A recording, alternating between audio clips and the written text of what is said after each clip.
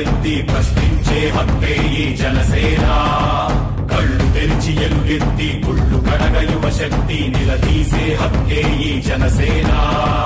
నలుగుతున్న జనఘోషకు సమాధానమేదంటూ రగులుతున్న విలయాలను సమాధి చెయ్యాలంటూ నరం నరం పెల్లుమికే సామాన్యుడి సమర స్వరం పద పదమని మొదలైనది మరో మహాప్రస్థానం. జనగణమే తనగణమై ఉదయించిన జనసేన, జనహితమే తన మతమై కదిలింది జనసేన. జనసేన జనసేన జనసేన జనసేన. అందరికీ నా హృదయపూర్వక నమస్కారాలు. శ్రమ తీసుకొని దూరం వచ్చారు, దానికి మనస్ఫూర్తిగా నా కృతజ్ఞతలు తెలియజేసుకున్నాను. వినిపిస్తుందా నా గొంతు? వినిపించట్లేదా? కొంచెం మైక్ కొంచెం ముందు పెట్టి ఇక్కడ పెట్టండి. అక్కడ ఉందా? ఓకే.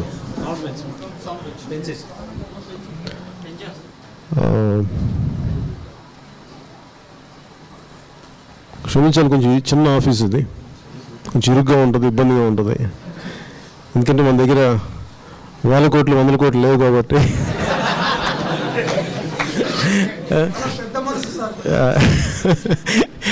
కాకపోతే ఏంటంటే మనకి ఒక రాజకీయ మార్పు ఉద్యమం రావాలంటే స్థలాలతోటి వీటితో సంబంధం లేదు, కానీ భావం తాలూకు విశాలత ఉండాలి, అంతేగాని స్థలం తాలూకు విశాలత ఉండాలి.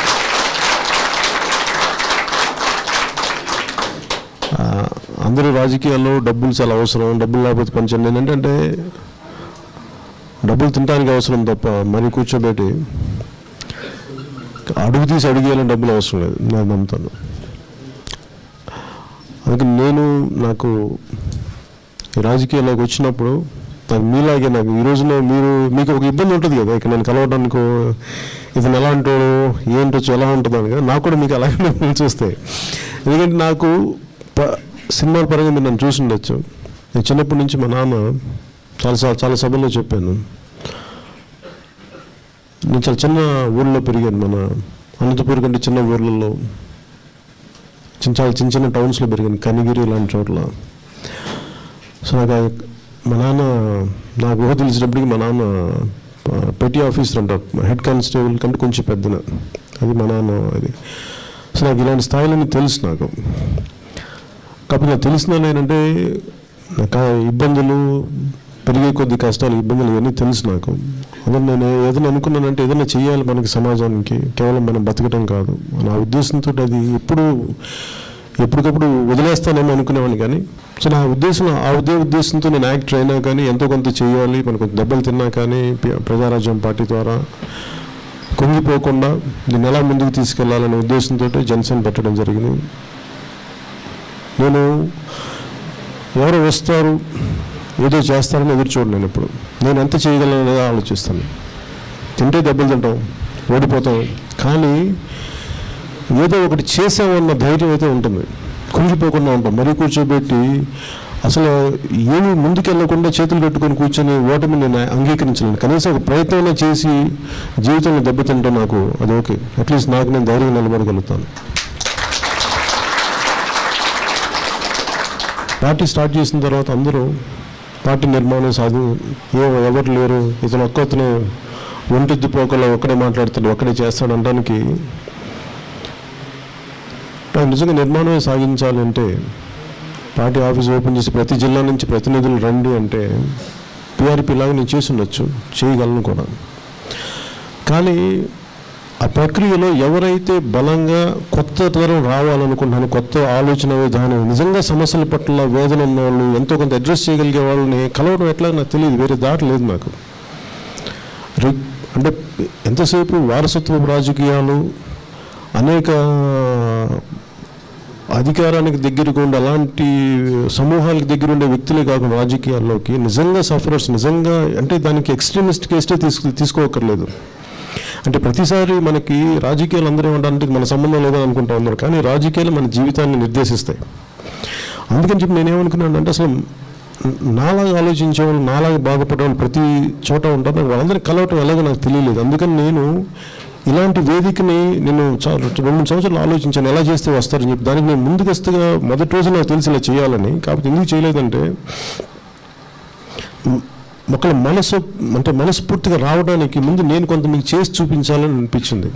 మొదటి 3 సంవత్సరాలు నేను 2014 ఎలక్షన్స్ అయిపోయిన తర్వాత అటు తెలుగుదేశం పార్టీ కానీ బీజేపీ మద్దతు ఇచ్చిన తర్వాత ఎందుకు నేను ఈ ప్రోగ్రామ్ నెక్స్ట్ అదే సంవత్సరం మొదటి నెల చేస్తుండొచ్చు. ఎందుకు చేయలేదంటే, ముందు నేను నేను మాట ఇచ్చాను, నేను పదవులు తీసుకోను, ప్రజల కోసం పనిచేస్తాను, సమస్యల కోసం పనిచేస్తాను. నేను ముందు దానికోసం కట్టుబడి ఉండి నేను ఏది ముందుకు వెళ్ళలేదు.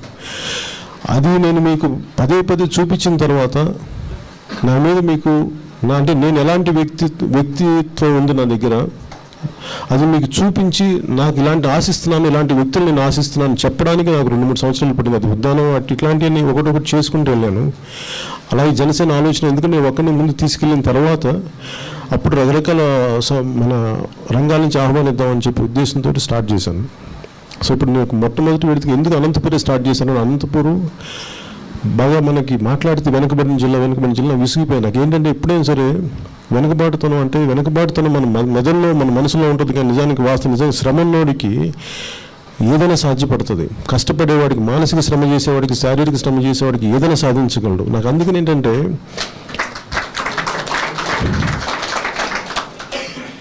అందరూ రాయలసీమని అది వెనుకబాటు ప్రాంతం ఎందుకు ఉండాలి, అసలు ఆ మాట ఎందుకు రావాలి?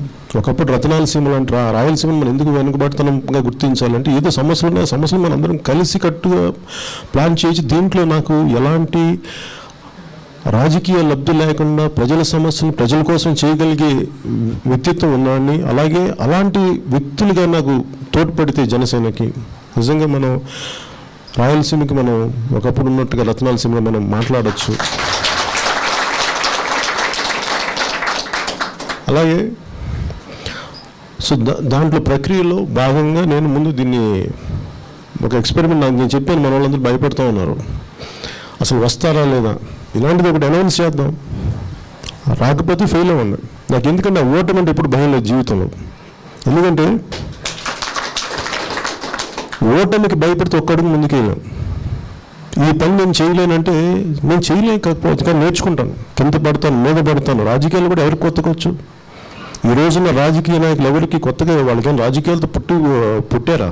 రాజకీయ అనుభవంతో ఎవరు రాజకీయ అనుభవం ద్వారా పనుల ద్వారా వస్తాయి.